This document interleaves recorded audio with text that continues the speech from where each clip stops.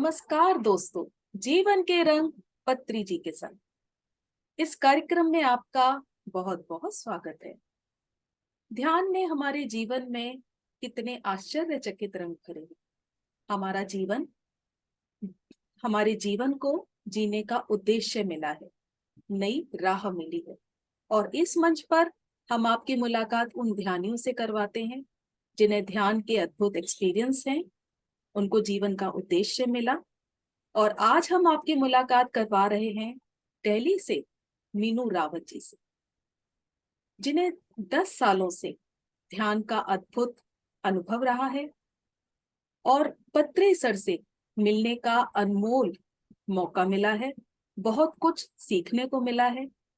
जो पिछले 10 सालों से ध्यान में है और बच्चों को शिक्षा देने का काम करते हैं कोचिंग इंस्टीट्यूट के माध्यम से, और अपने रिलेशन में उन्होंने ध्यान के माध्यम से कितने ही सुंदर रंग भरे।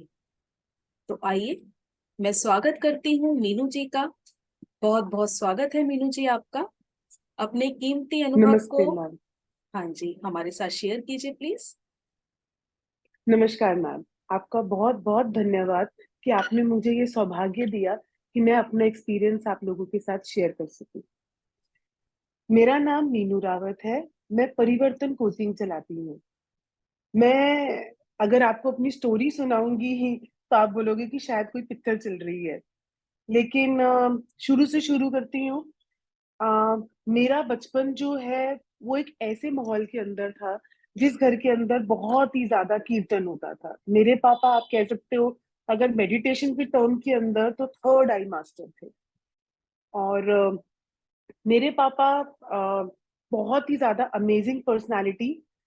बचपन अच्छा बीता, पापा की परवरिश के अंदर बीता, बहुत कुछ सीखने को मिला। जब मैंने अपने 12th क्लास के पेपर्स दिए थे तो मुझे अचानक से पता लगा कि मैं अडॉप्टेड हूँ। हाँ, बहुत दुख हुआ मुझे। बहुत बहुत अजीब सा लगा। और पापा, जिनके मैं बहुत ज्यादा क्लोज थी, उन्हीं दिनों उनको जो है पैरालिसिस हो गया। किडनी में प्रॉब्लम हो गई, डायलिसिस हो रहा था, पैरालिसिस हो रहा था। सिचुएशन आउट ऑफ कंट्रोल थी। मैं तो बिल्कुल ऐसे मानो टूट गई। और उसकी उसी दौरान मुझे पता लगा कि मैं अडॉप्टेड भी हूँ।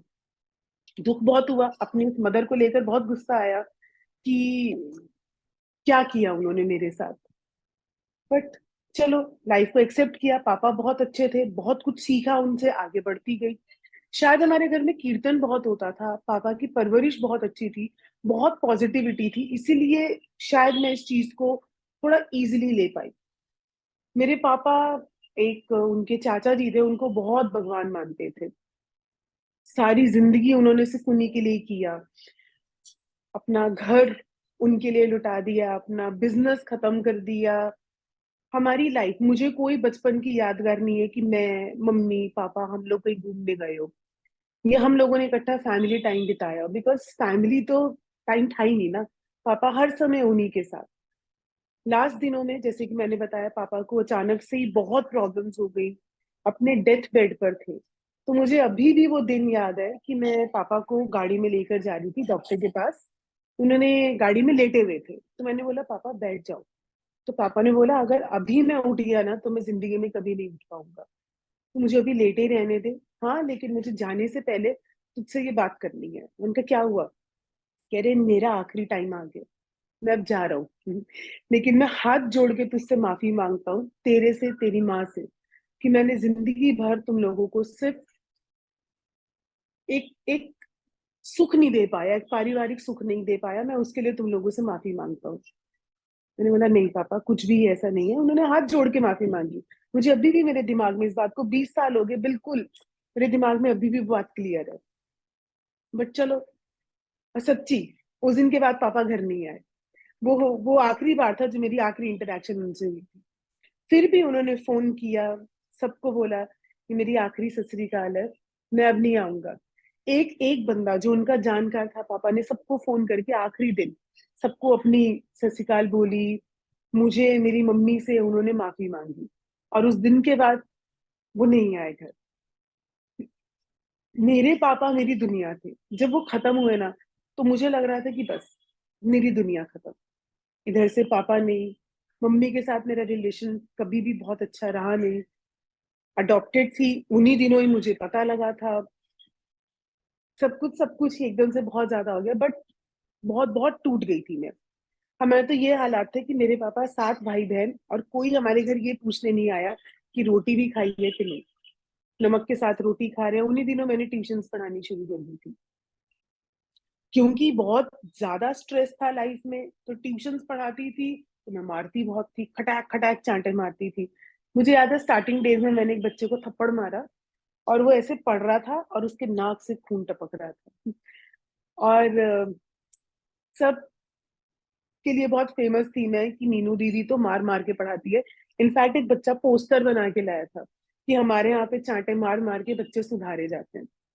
मैं उस समय ना उस बात को समझ नहीं पाई। मैं बहुत अपना शायद, मेरा एक वेंट आउट था बच्चों को मारना।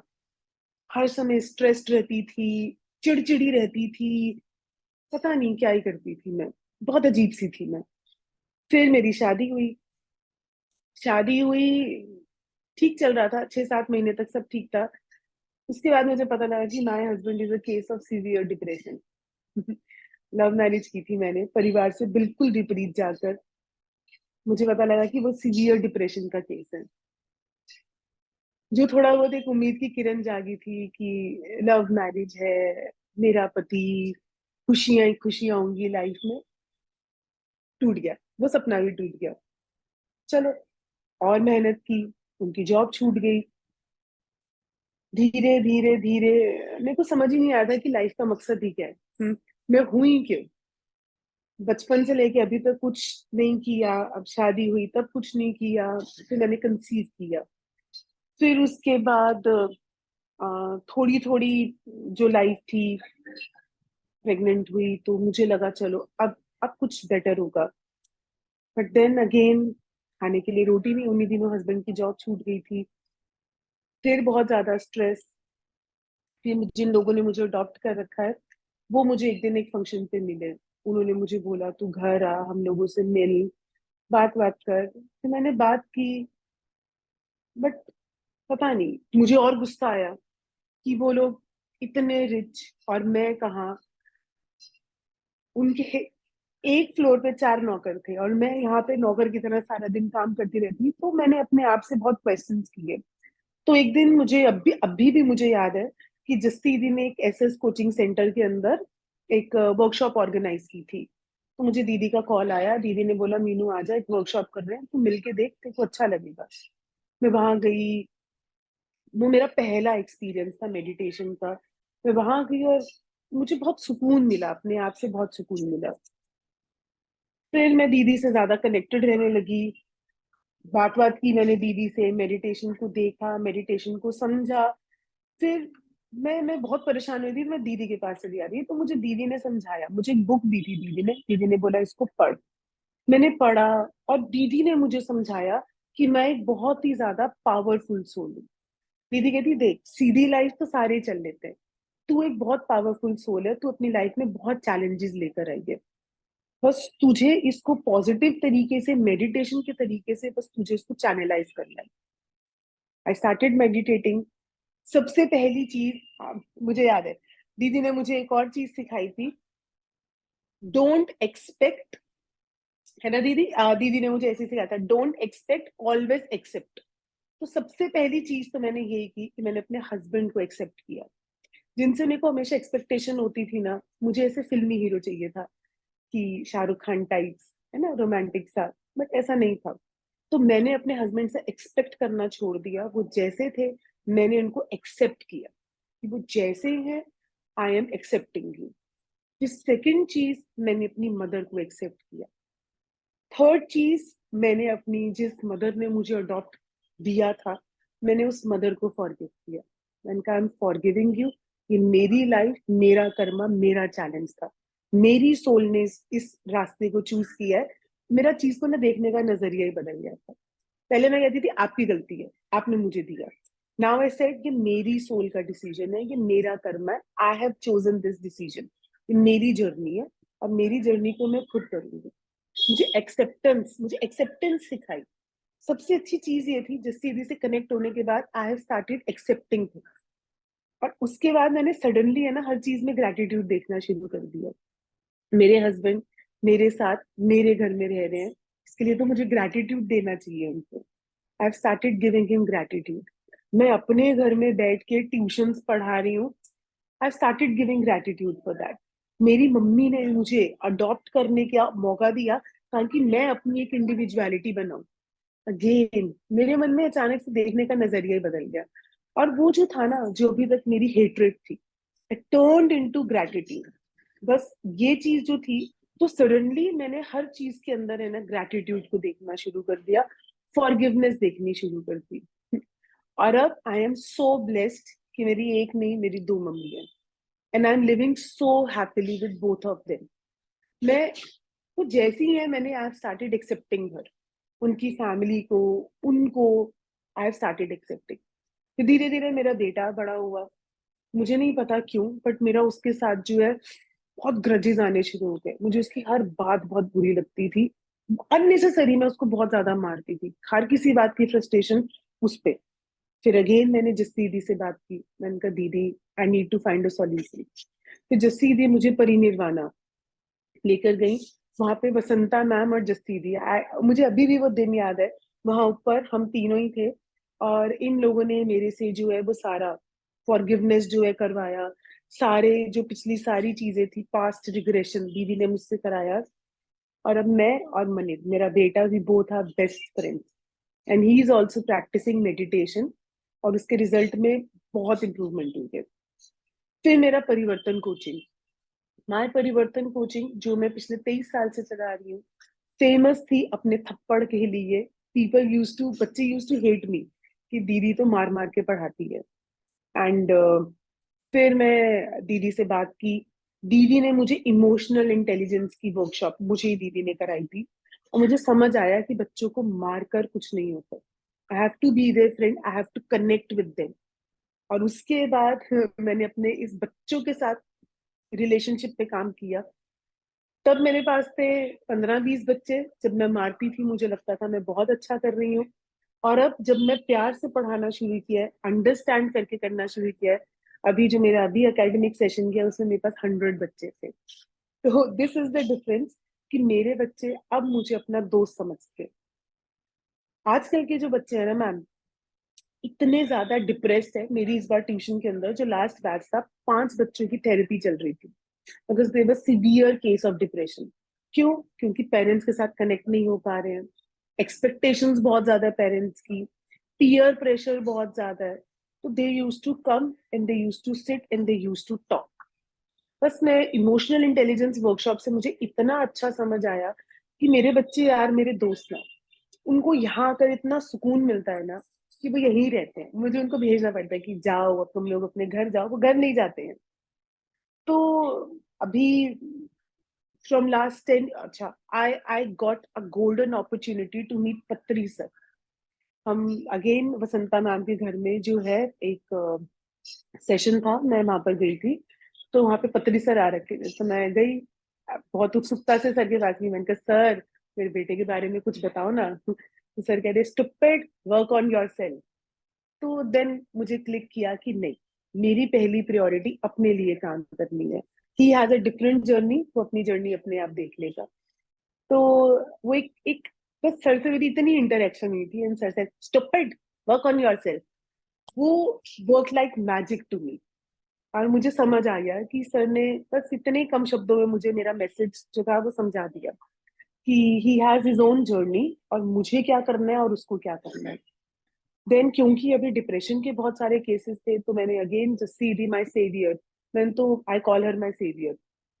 तो जस्सी दी ने फिर मुझे एक वर्कशॉप अभी हमने रिसेंटली अरेंज करवाई थी फॉर किड्स, इनके मूड अपलिफ्टमेंट के लिए, इन सब चीजों के लिए। Upali, thanks to Upali, she did an amazing workshop for the children. बहुत हेल्प हुई बच्चों को, they could talk their heart out. जो उनकी मम्मी, उनके पापा, कोई सुन नहीं सकता था, वो यहाँ पर इतनी इमोशनल वर्कशॉप थी। We did on that. So yes, Jassi दी ने मुझे, जब मैं बहुत ज्यादा सफर कर रही थी इन सब चीजों से, शी स्टार्टेड गिविंग मी, जो छोटे छोटे दीदी ने मेरे को वो दिए थे, क्या बोलते हैं, एफर्मेटिव जो एक्सरसाइजेस दी दी थी मुझे ने, मैं बहुत बहुत बहुत ज्यादा लो ऑन कॉन्फिडेंस हो गई थी। तो जिस चीज ने मुझे बोला, तुझे रोज सुबह शीशे में देखकर स्माइल करना है और अपने आप को बोलना है आई लव माई सेल्फ। 2-4 दिन तो मुझे बहुत शर्म आई थी, मुझे अपने आप को शीशे में देखकर हंसी नहीं, I couldn't connect with my self, है ना। मुझे इतना अजीब सा लगता था कि ये मैं कैसे करूंगी, कि मुझे अपने आप को आई लव यू बोलने में इतनी झिझक हो रही थी। फिर 2-4-5-6 दिन बाद फिर मैं अपने आप से, मेरी दोस्ती हुई, फिर मैंने अपने आप को बोला रोज सुबह के Meenu, I love my self, I am a powerful soul. तो yes, this is my beautiful journey, जो 10 साल पहले शुरू हुई थी and still continuing. And I have learned a lot, a lot. एक बहुत ही उदास, परेशान सी सोल से now I am a happy soul, है ना। जैसे मुझे दीदी कहती है, I am a happy soul. तो yes, I am a happy soul. And yes, I have learned a lot, and I'm really thankful to each one of them. Thank you. Ultimate experience ma'am. और Yes, indeed it is. जैसा कि मैं हमेशा कहती हूँ कि हमारे नए ध्यानियों को सीखने को मिलेगा, तो सचमुच सीखने को मिलेगा कि किस तरह से हम अपनी लाइफ प्लानिंग को अपने साथ लेकर आते हैं, ये सोचकर कि हर Yes. स्टेज पर हम कुछ ना कुछ सीखेंगे और यहाँ आकर हम भूल जाते हैं। लेकिन आप देखिए आपके साथ किस तरह से वन बाय वन सारे स्टेजेस हुए, सिर्फ इसलिए Yes. क्योंकि आपको अवेयर करने के लिए, आपको जगाने के लिए कि यहाँ आपको जागना Hmm. है, यहाँ आपको सीखना Hmm. है। तो Hmm. फाइनली आपको जसी मैम मिले, Yes. जिनकी शिक्षाएं मिली, बहुत कुछ Yes. सीखने को मिला, गाइडेंस मिली, Yes. और Hmm. सब कुछ जैसे आपको क्लियर हुआ अपने रिलेशंस में, किस Yes. तरह से आपने दोबारा एक पॉजिटिवनेस।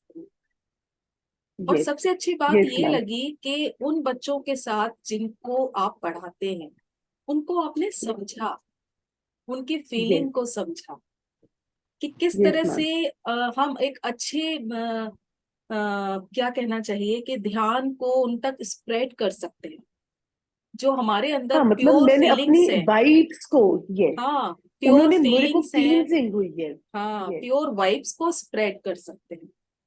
तो यस बहुत मैम। ही सुंदर मैम। मैम, लाइफ के इतने सारे एक्सपीरियंस आपको हुए, तो क्या आप मैसेज देना चाहेंगे अपनी जो मैम, इतने सारे इन एक्सपीरियंस शॉर्ट, लिए उससे? यस हाँ जी, बताइए प्लीज। मैम, मैं सबको सबको यही पहला मैसेज तो यही देना चाहूंगी कि मेरे पापा के एक्सपीरियंस से मैंने यही सीखा कि your family life is the most important thing. अपने परिवार, अपनी family, nothing above it. Second, जो आज के टाइम का सबसे इम्पोर्टेंट चीज है, कनेक्ट विद चिल्ड्रन। बच्चों को आज के टाइम पे ना, ये जो गैजेट का जमाना है, इसमें बच्चों को हमारी बहुत जरूरत है। They need us. तो प्लीज बच्चों के साथ कनेक्ट करिए। और तीसरी चीज जो हमारी लाइफ के हर स्फीयर के अंदर, हर किसी के लिए, हर सबके लिए, हर एज ग्रुप के लिए है कि हर रिश्ते में एक्सेप्ट एंड फॉरगिवनेस रखिए।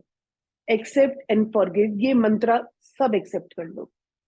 बस life will be beautiful, life is beautiful, बस हमने उसे कॉम्प्लिकेटेड कर दिया है ना। Life is very beautiful, very simple. इसको इंजॉय करो, इंजॉय इट, प्रेजेंट में जियो। लाइफ इज वेरी ब्यूटीफुल, हर रिश्ते को बस समेट के रखो। That is it. Thank you ma'am. Beautiful message ma'am, beautiful message.